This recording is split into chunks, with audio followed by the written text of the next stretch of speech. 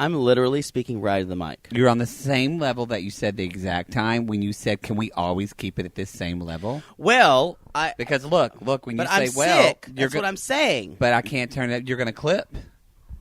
I can't. If your ears are clogged, you're just going to clip, and no one's going to hear you, and then it fucks up the sound and makes more editing. Don't for me. use logic with me. I don't respond to it well. That's a saying of the year.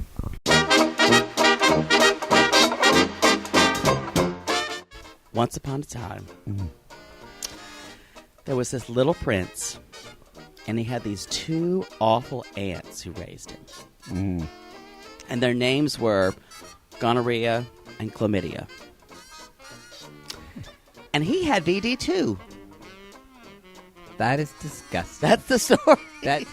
Oh! You know what? Oh! I'm sorry we're recording. Oh! I am sorry we are recording. That was I am sick. disgusting. I cannot be responsible. You know what?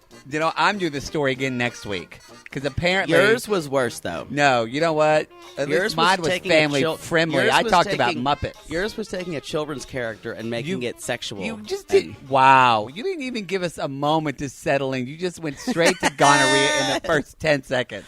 I think gonorrhea and chlamydia are both appropriate names for women. Or men.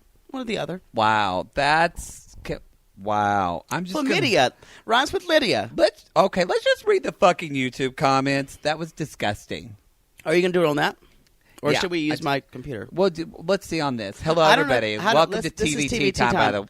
I don't know if anybody can hear. I'm a little under the weather. So I was sick last week, and nobody knew about it, nor needed to hear. Didn't make it a thing. I'm being a trooper, and I didn't even comment on being a trooper. I'm doing what I can. Drank my tea. I'm doing what I can, because I have an obligation to both this queen and you all. And even though I'm not really up to what I should be, I know I have to make that. Get the fucking violins. Anyway, hit it! All right, everybody. I can't hear myself, so if it's loud, it's not my fault. Okay, it's time for Tea for Two. That looks like two. That's us. That's us. What do you think? It's time for Tea for Two. Tea for you. You. Okay, we're reading. You know what? Looked at our video from last week, and you know how many comments we had? 1. Fuck off. Fuck off. You failed us, bitches. You know what? If you want this segment to die and we just don't interact with our fans, you're channeling me right now. Two of you, I don't know how I then feel we don't have to continue to do it. Now really? you're scared. I wouldn't have to spend my Sunday nights like this. You know what? Do what you want. No, you know what? We're going to keep doing it just for that. All right, but we are going to, since we fucked up last week and didn't read all the comments on our goddamn phone. And you're not even paying for it. No one pays for a podcast. I don't know how many times I can tell you. Ow. That was cold on my bare leg. Wow, you always spill your vodka on the equipment. That's probably why you can't hear. All right. Continue. All right, so our first comment is you can hear it in my voice. Can you hear it? It's a little raspy. You know, it's not comment if you can hear it. It's not about you anymore. It's about Tea for Two. It's about our listeners and our viewers. If I blow my nose, no one should fault me. I will not do it into the mic. I will fault you. It's gross. Can you at least... Tea for two, tea for you. Can you turn off the mic? I'm glad you completely destroyed the momentum of the show. Completely. Do it! Okay. Read it, you whore. This comment is from Mark Affa, and he says... Affa? Mm-hmm. He says, what a dump. What a dump. Was from Beyond the Forest. I think the character's name was Rasa Malone. No one cares, but that's sweet. And then he said, it's a fun movie. Thank you, Mark Affa. Thank you. And since that's the only one we had, we're going to go back to the previous episode. Which we didn't read shit. Okay, let's look at that one. Who was it that commented? Going through the iPad. 10 comments that week. 10. Thank you. Boy, we're very small. This comment is from Joseph Valente. I'll read Valente. This. I'll let Poodle read it. Valenti, like Talenti ice cream. Fat girl. Fat girl. Joseph says, I want to see a proper Southern tea with cheese biscuits, finger sandwiches, and good Southern desserts. The South tastes wonderful. Show it. You know what? You've blown a lot of Southern guys. You read us. It does taste. You read us, and I wish we could say that we could do that, but maybe if we have more YouTube comments, we will. Oh, that was cold. That was cold. Oh. You know what? I appreciate it, but finger sandwiches and biscuits are a part of a Southern tea. Do you know what, though? Do you know what it's like? We're not that Southern. Do you know Do you know what it's like planning a menu for when we go to the fucking Hollywood Bowl? It's like I once mentioned that we just buy something at Gelson's. I am and after reading me and telling me that was a Jewish store, and why would he buy Southern food there? That was picnic. It is a Jewish store. You immediately planned a menu for like 5 literally it's like Mary Poppins bag out of his picnic bag. You don't know when to stop. I have to plan a menu. So it's that's a sweet idea, Joseph, but I would need a whole day to prepare. And I would kill myself. And I don't have it. From listening to, I would be getting text all day saying, I'm out of creme fraiche and I can't make the artichoke dip. Will you please run to the grocery store and get this and this for me? You don't put creme fraiche in an artichoke dip, but that's fine. Whatever. Mm-hmm. Sour cream. Fine. Nope, not even that. You know what? Let's move on to our next segment. What's your goddamn because you're uninformed. Oh, I have to reach all the way over here. Oh, Lord the martyr. All right, everybody. This was a great episode. I hope I don't clip. I thought you said, I hope I don't clit. And I went, my leg's up here like I'm riding a horse. I thought it's getting smaller every day and just suck it in there. That shawl was the next step. So that was disgusting. We were both, I'm going to admit it, we were both a little tired. And we got together to watch a show and thought, how the fuck we're going to do this? And then I looked at Poodle in the first 10 minutes and I said, this show gives me life. It's reviving. Revival. Give me a revival. Jesus.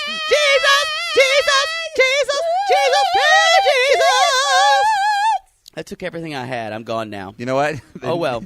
I think I just saw your neighbor slam the door and walk out from under the window. Or just this. All right. It'd be fun if they had if they had like a preloaded cannon. It'd be a fun pump. And every time we got so gay, it just exploded like glitter, like boom, and they're just sitting in their living room going, "God damn it!" I'd love that. I would love that. Okay, tea bags. You go first. What's a good tea bag? I'm gonna jump to the meat of this show. My first tea bag. I'm playing defense tonight because I'm tired. Everybody. You know what? Does Celine Dion say that before a Vegas show? That's all Celine's I have got to a say. lot of money. She does. That would make anybody wake the fuck up. It's called Celine's, You Can Buy Uppers. I'd wake the fuck up for that kind of money. You could do some Adderall right now and take a bump of Coke, and you'd be on fire. I'd be on the fucking moon. You'd be like Marie Osmond in Vegas dancing with all those queens in sequins. We need to go see Donnie and Marie. See Marie Osmond. I want to see that bet she's in Branson. I loved Branson. You went to Branson? For my senior trip. Just me. Just me. I did. My favorite part is we went to go see Dino, who played the piano, and there was a purple-haired woman in front of me that talked about her collection of eggs. It's true. Who collects eggs? That's country. Because he was playing on Liberace's piano, and she said, Walter, I wish I could take a piece of that home and put it in my egg. I don't know if that's funny or sad. You know what? We should go to Branson because we could probably play there. We'd have to play as women, though, not as actually men. And people say, I love those girls. I love those girls. What are their name? Hoot and Holler. That's the name of their show. Hoot and Holler. You may have just come up with our next venture. I'm Hoot. And I'm Holler. And we're here to entertain you. They wouldn't even know what we said. And we would sing so high they'd think we were women. It's true. What's your first tea bag? My first tea bag is the scene with Betty and Joan in the restaurant. Yes. And the reason I don't know if this would happen in real life. I have to say that, but most of the show barely happened in real life. It's true. But this is this is a very expositional scene. What I loved about literally made me moist in my nether regions is that we got a lot of backstory about these women. Don't throw up. It's fine. Sorry. There needs to be a red light that comes on when you say things like that. Yeah. I should be able to leave. Like gonorrhea and chlamydia. That is fine. Those are beautiful names. Rhymes with Lydia. Some girl named Lydia is pissed off at you right now. You know what? So what? So what? I'm going to talk like this. So I love that scene because, again, I loved at the end how they're kind of doing their, they're bickering but they're talking a lot about their lives.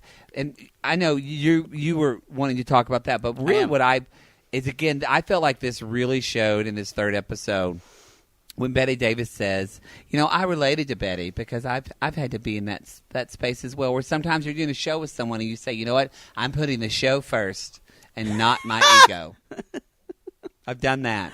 And I do that every week, everybody. I've had to be in the same boat as Betty Davis, too, as carrying someone in the show.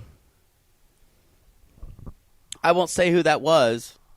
I'm going to drink my tea. Mm-hmm. My back's gotten tired, too, because some people have felt like that they've had weights strapped to themselves as well. No, that was because some Latino man named Jesus was on it. Anyway, okay. What's your next teabag? I want to talk about the same scene when they're in the bar. She's like, Crawford, I'm gonna take you for drinks. She calls her Crawford for the first time, and not Lucille. Not Lucille. And that was all basically to get BD, Betty Davis's daughter, the part in the movie. Mm-hmm. Yeah, I'm sorry, I'm burping. I just ate dinner. He just ate dinner before, and I said, if you're burping and shaking it off during the show, and he is. Well, Parkinson's never hurt anybody, except Michael J. Fox. Or my mom's second husband, who's dead. Wow. Michael J. Fox, he was good at the Oscars. I was shocked. I was proud for him. Someone told me that it wasn't Parkinson's, that it was drugs that did that to him. No, he had Parkinson's. I thought that was awful. Okay, no, good. He had brain surgery. They were able to help it. Just ignore all that. Wow. You can blame the cold medicine. Every week. This is TV Tea Time, sponsored by Sudafed and Robitussin, apparently, because we're fucking high as shit. What's your tea bag? Talk about these ladies. And Parkinson's medications. So the scene where they both start. Joan Crawford talked about the time she lost her virginity. She said, she's like, you were 12? She's like, I was 11. And it was to her stepfather. And it was so that was definitely rape. And it was gross when she said, we called him Daddy. But he wasn't. He wasn't related. So it wasn't incest. So it wasn't related. He wasn't related by blood. Gross. And the contrast of Betty Davis being 27 when she lost her virginity on her wedding night. Which is true. I've seen, or at least Betty Davis has spoken frequently about her virginity. And it just tells you how those two women view sex. And Joan Crawford, always something that she could use and get somewhere, and Betty Davis as, something that's either necessary that she wasn't really sure she wanted to do. I think that's very interesting. Well, this isn't a teabag, but I think it. Here we go. No, I think it goes with what you're saying of the scene. How quickly, I'll be interested to see if it comes back up, but how she dissolves that. The sexual situation she had with Robert Aldrich, the director, and she's like, that happened, let's forget about it and move on. Let's forget about it, because she just wanted a friend. Where Joan Crawford needs sex all the time. And uses that for power.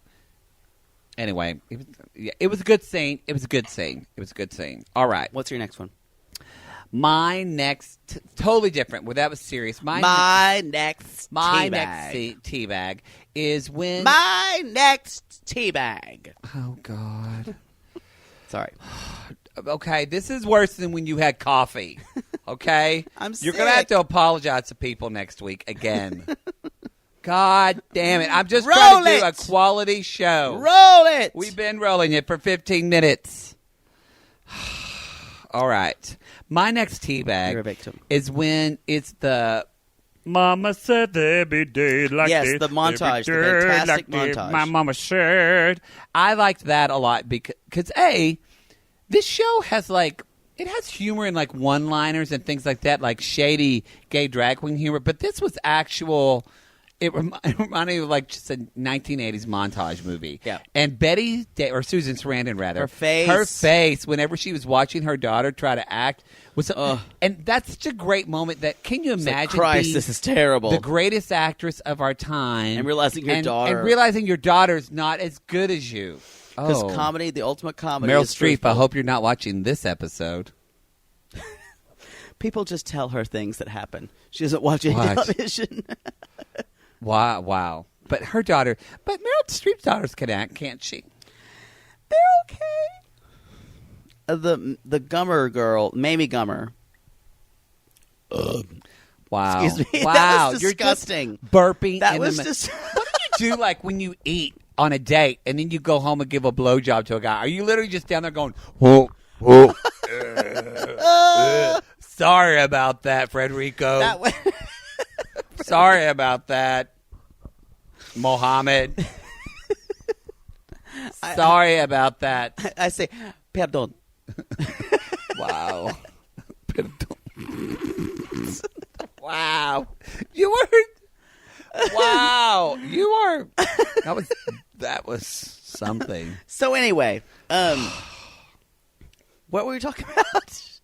Besides blowing guys and burping. I hate you so much. Sorry, I'm sick. Oh, God, I just want you to die in a doorknob.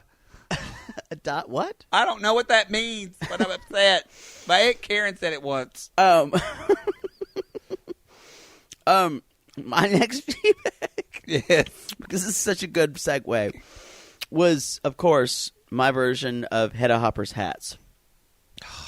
The purple one, that was the first one she wore, looked like a work of fucking art in the Guggenheim.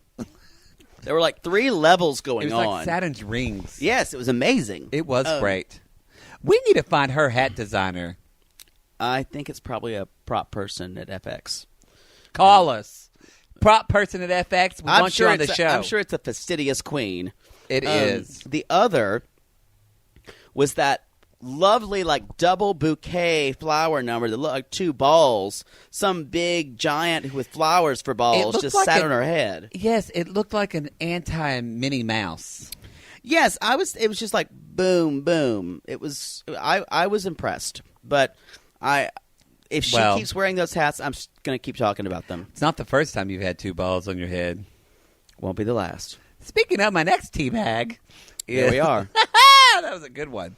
All right, going to the montage scene. I love. I really thought you were the most passive-aggressive queen in the world. But I don't know how to respond to that. Watching Joan Crawford put on those 10-pound weights and making Betty Davis carry her, that was genius. If anybody, I bet that really happened. Our podcast audience, my eyes are rolling back in my head. Don't do that face right now. again. That face makes me vomit. But this is my question for you. It's just so good. Would you ever make yourself weigh more to get at me or someone else? Which we would think you were fatter. That's like Sophie's Choice. Because I would want you to suffer as much as possible, but I would never want to be fatter. And so it's really God, that's like that's the theme from Love Story and has no relation what's the theme to Sophie's Choice? I don't know it, but that's Dallas. That's Dallas. I don't know it. I want to hit you so bad with this microphone, but I realize it would hurt. Oh.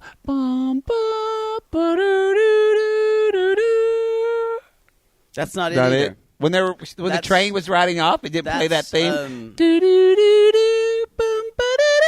That's Terms of No. Are you sure the train was riding off? The train was riding off. It's Ice Castles. No, that's through now. Da, da, da, da, da, da, da, da, da, da, everything I want. Is that a good movie? I don't know. It's about straight love. Ooh, they're both ice skaters. Now you lost me. I know. All right. You know what? Clint Hurley, line producer. If you know what the theme of that is,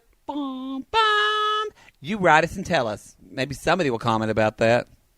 I'm just glad you didn't do Schindler's List. Never seen it. I don't like lists. They're exclusive.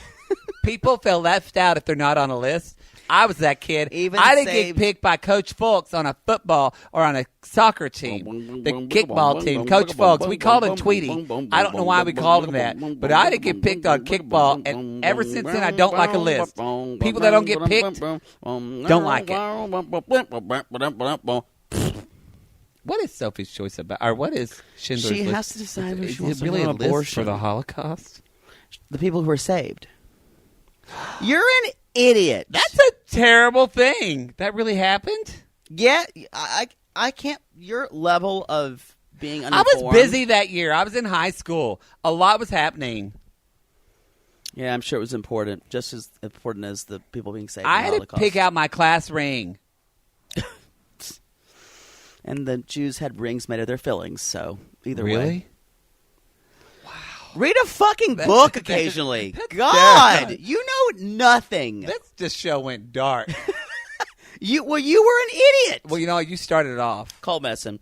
All right, what's your teabag? Can we please come on? I just said rings made of Jews' fillings. You did. So, I didn't know that was a thing, and now I feel terrible.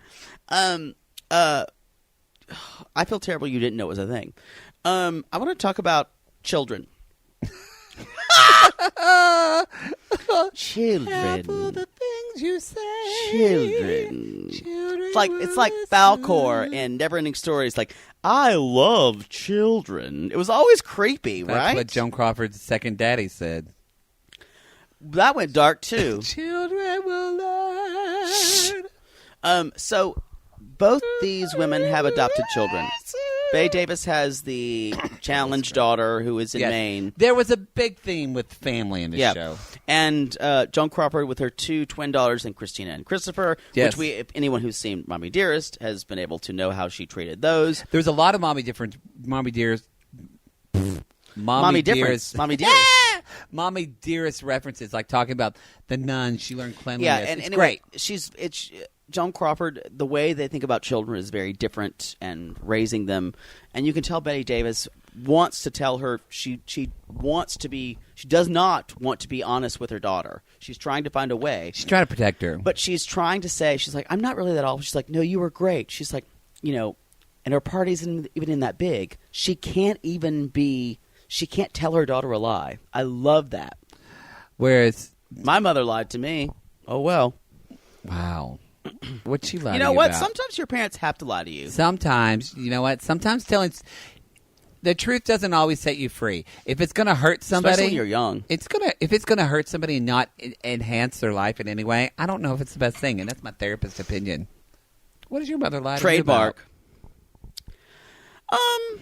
Things like little things like I put you you were. She said, you were so good in soccer. She told me that all the way through. And like about a year ago, she said, neither of you boys were any good at athletics. And we went, okay. She's like, well, your brother kind of was. But even she's like, I was a star at basketball, though. And I was always shocked that no one ever got that. And my brother and I were kind of like, wow. Okay. Anyway, supposedly there was a game when my mother actually someone knocked her down and she just stuck her teeth. No, she stuck her teeth into someone's leg. No, that's a more terrifying story than anything else. No, that's some country shit anyway, too. Oh, that's South Carolina. Okay, whose teabag is it next? Yours. All right, I talked about her putting on the thing. I just blew your nose again. You're disgusting. Can we talk about the Jonah Mamacita scene? Can we? I don't know. Can we? Can we? Can we? You're like a fucking NyQuil commercial over there. Anyway, this episode to me really pointed out, honestly, the strength of Betty Davis and the just emotional. Get it out. Get it out, Muriel. Inadequacy. If I crank you, does it come out faster? That's what he said. And it does.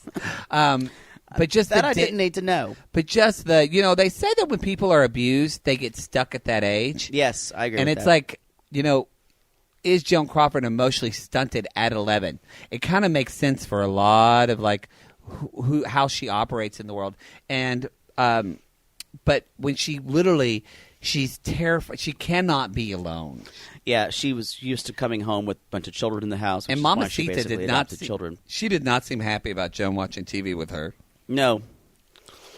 But I mean, really, she had no friends. Jackie Halpin's face never looks happy. So, but whereas Betty Davis, Betty Davis, like you want to like sit down in her living room and have a drink with her and like talk with her. And Joan Crawford, she's always worrying about how she appears, looking for her next thing to do. Yeah, it's like she's yeah. I want to piggyback on that with my next one. Okay, and talk about their houses. This set direction is beautiful. Our direction is great. I agree. Joan Crawford's house, obviously a mansion, and all white, and we have reason to believe she's not doing well financially. But she has that huge house, and Betty Davis's house looks very, very modest by comparison. Yeah, I wonder where she would, because I know Joan Crawford, I think, lived in Brentwood. Mm-hmm. Oh, I'm sure. I wonder, Betty Davis seems like she would live in, like, Hancock Park or something. Sorry, we're like the Californians. We're talking about... Yeah, go to Hancock Park. But her home is like... Her home looks like... with, like, overstuffed sofas and shit. It looked like my Uncle Handy's house. No, I don't. That's all I was going to say. He was the rich one. He was the rich one. He built the mansion. Uncle Handy. Uncle Handjob? You know what? I was about to say I want an Uncle Handy, but that sounds gross. It does. It does. So we're going to move on. So moving on. What's Next yours? teabag. Okay. That speech. I don't even know what number we're on now, by the way. You're on 9. I have 10. Okay, great. That speech when Betty Davis is talking to Hedda Hopper and she comes over to her house and she basically fucking reads her. And she reads her for filth. And she talks to her like, I call it the hashtag truth teller speech, because that's what Betty Davis says. When she basically said... She did not say truth teller, but that's fine. No, she did. I think she said you're so-called truth tellers. Kind of. I might have remembered it differently. Alternative facts. Alternative facts. But no, I love that she basically says it's because of women like you that are pitting us together as women. Mm-hmm. You're not, and she even says, like, we're the ones actually kind of fighting the fight and living it, right. And you're just talking about it. You're not even really doing it. And Hedda Hopper is just like the other guys in their lives, like pitting them against each other. Yeah, just swinging Jack Warner. Yeah, because then... Swinging her dick. Swinging her dick. And then boom, boom, boom, boom. Okay, we got it. When you just said we didn't need the visual nor the sound effect. Wow. Boom, boom, boom, boom. What's your last teabag? Just end this for me. End it. I want to talk about the rehearsal scenes. What? The rehearsal scenes. We talked about that. All right, I'm done. I thought we were going to talk about when Betty Davis picks up that queen in jail. You had that. Oh. We had a little bit of gay drama. I love that queen. I love that queen. And that's all true. I looked that shit up. Can you imagine what it would be like having Betty Davis pick you up from jail? I'd solicit a cop for it. Probably not, though. And I love it. I want a criminal record. I love how, and Betty Davis supposedly was this way. I love that Betty Davis, she paints the queens love me. She didn't give a shit about what people thought, and she supported queer people. Love it. Good for you, Betty Davis. Obviously. I want to get her the quotes. All right. What's this section called again? I never forget. Strong T quote and quotables. It's not called quote and quotables. I like it. It is from now on. So I kind of like it too. Quote and quotables. Strong tea. Giving you some strong tea and quote and quotables. No, that accent was wrong. Quote and quotables. We're going to work on the song next week. Strong tea. Giving you the strong tea with quote and quotables. Done. I'll get rights for that. All right. Hashtag my leg copyright. is showing. Your leg. Oh, God. All right. Go ahead. Your quote. All right. First. I got a lot of quotes this week. You missed a lot. So the first is from Judy Davis's Hedda Hopper, who was talking about kids, and she said, "You know what? I could have gone and bought myself a passel of brats too, but the town's full of them." Love it. Still is. We'll trade back and forth. Still is. Oh, my turn. Okay, you know what? This is the Betty Davis line where she's talking about when they're talking about potentially casting BD, and he's like, she's like, Betty Davis says, "What about Joan? What about her daughter? She's adopted. She could be talented."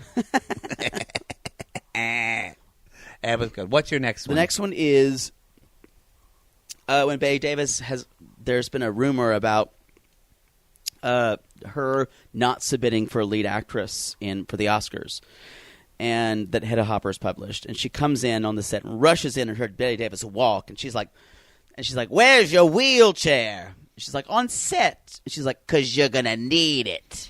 That was good. I like the way that scene ended too. It reminded me of you just at the end where Joan Crawford just calls her a bitch. and slams the door. That's very. I've done that before. Hashtag Jake Anthony. Mm-hmm. Done it before. Okay, another Joan Crawford quote that I loved is, in which maybe a lot of people didn't, but it's when she's what's happening in the scene where someone says something crass or rude to her, and she just pauses and she Betty Davis says blah blah blah. Oh, yeah. Betty Davis, and she says, Betty. There's no need to be small. There's no need to be small. I'm going to use that. There's no need to use. You know, at the beginning of this fucking show, talking about gonorrhea, there's no need to be small. You know what? I own it. Small is where it's at sometimes. Small equals thin. Unless it's a penis. No, small is never I'm sorry. Whatever your girlfriend is telling you, she's upset. She's a bitch. She's disappointed. Wrong. She's not a bitch. She's disappointed. She's disappointed, and she's giving you the best performance of her life as she's telling you Get a penis this. pump. But you know, how many straight men that actually have sex with a woman are watching this show?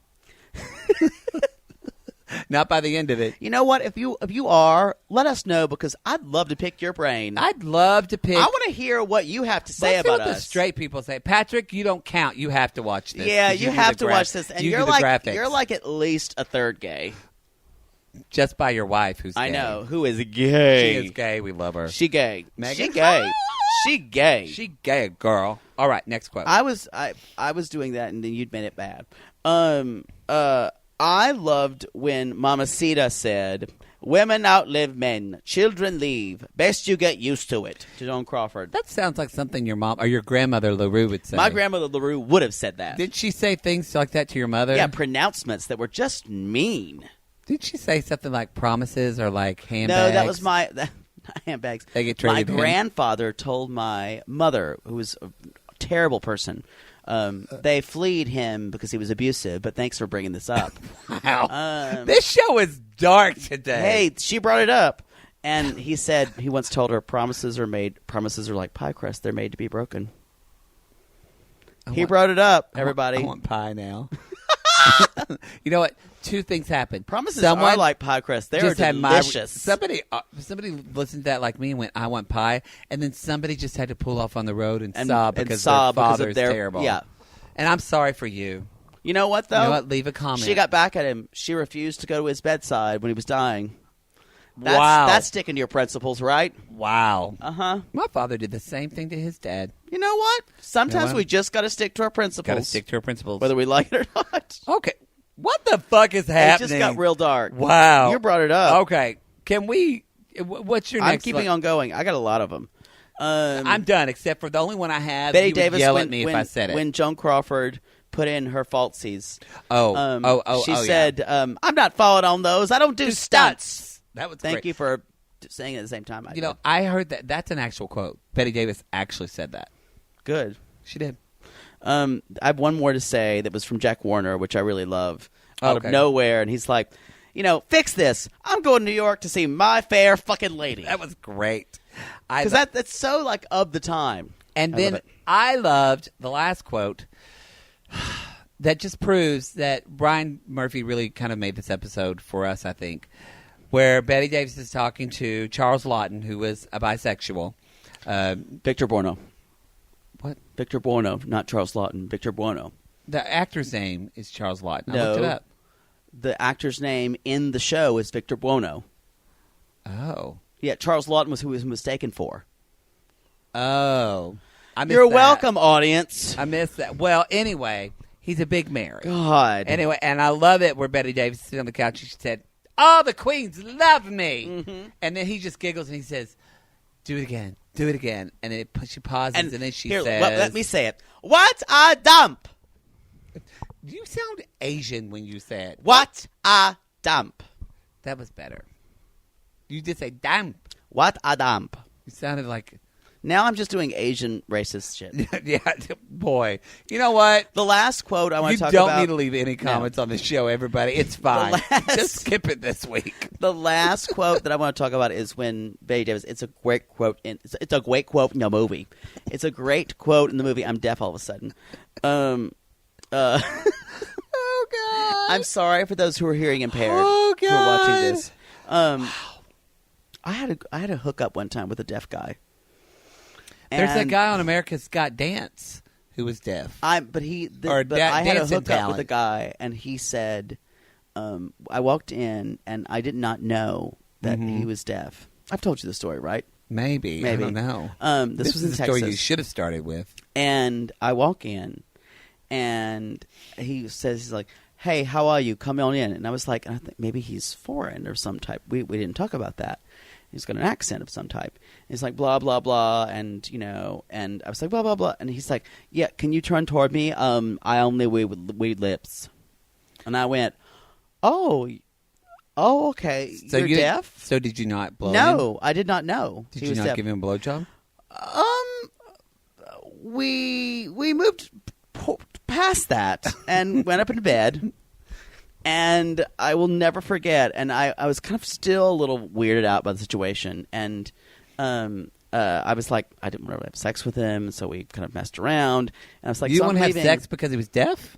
No, other reasons. It was just too awkward. Small it was just no, it wasn't even that. It was just too awkward. It was weird, and I wasn't sure. And then at the end of it, he was good looking actually. At the end of it, he's like, next time we fuck. Next time we fuck. And I was this show. I am so sorry. We've offended so many people. Like, I can't even edit it. If we just edit it, we'd just be saying, thanks for watching the show. That was my quote was. You know what? No, we don't need any more quotes. We're gonna go. You know what? That's the end of the fucking show before you say something horrible. My quote was Betty Davis saying, all this time we could have been friends.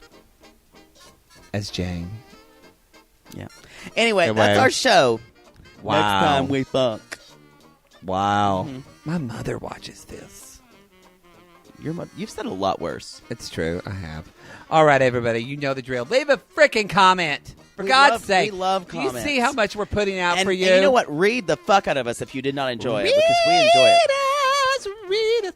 Okay, everybody. You also know. I'm sick. Wish me well. If you're listening to the podcast, leave a comment. Go to the iTunes or the website. Link is in the show notes.